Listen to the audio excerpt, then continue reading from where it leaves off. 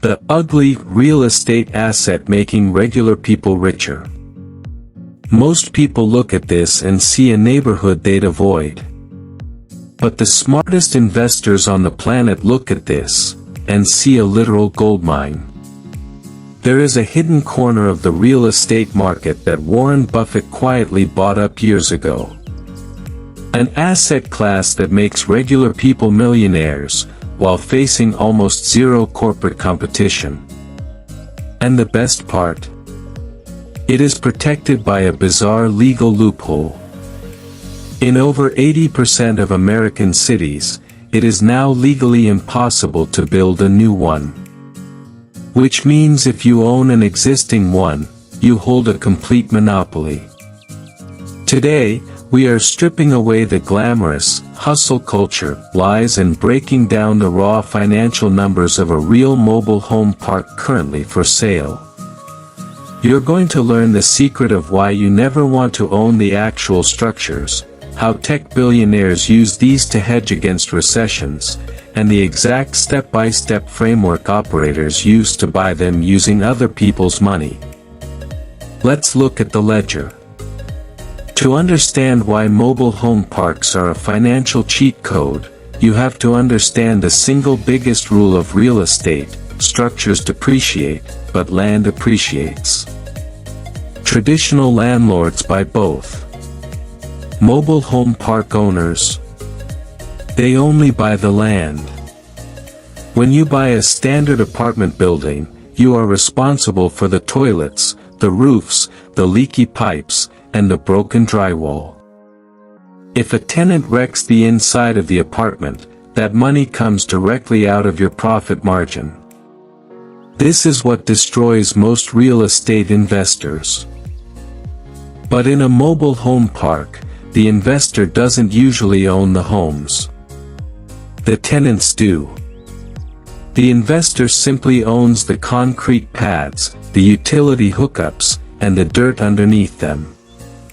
You are effectively just renting out dirt. Think about the math on that. Your maintenance costs drop to almost zero. No carpets to replace, no walls to paint. While a standard apartment building eats up 50% of its revenue just keeping the building alive, a well-run land lease community operates at an insane 80 to 90% net profit margin. This brings us to the darkest, most lucrative secret in the entire industry: tenant stickiness. In a standard apartment, if a landlord raises the rent by $50, the tenant packs their bags and moves down the street. It costs them nothing to leave. But moving a mobile home isn't mobile at all. It requires hiring specialized trucks, securing wide-load highway permits, and physically disconnecting structural utilities.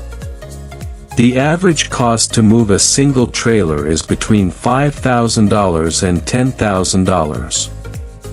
Most tenants simply can't afford that.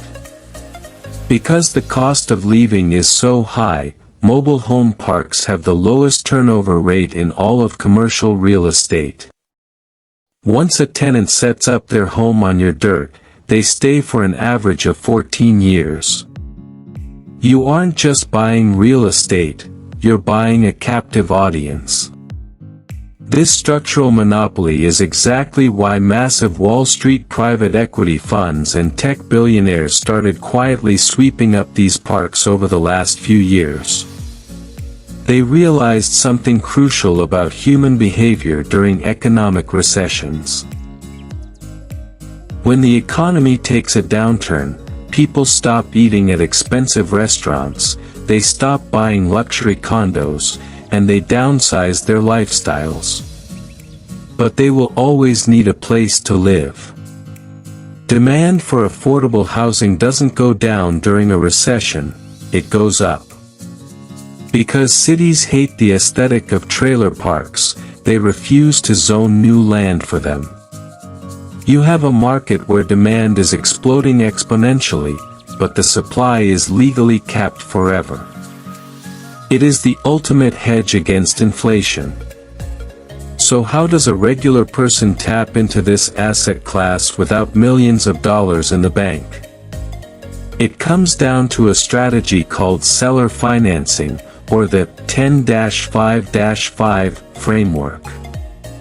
See, over 40% of small mobile home parks are still owned by independent, mom-and-pop operators who built them decades ago and are now desperate to retire. Instead of going to a bank and begging for a commercial loan with strict credit checks and massive down payments, you negotiate directly with the retiring owner. They agree to act as the bank themselves. You structure a master lease option or a seller carry mortgage.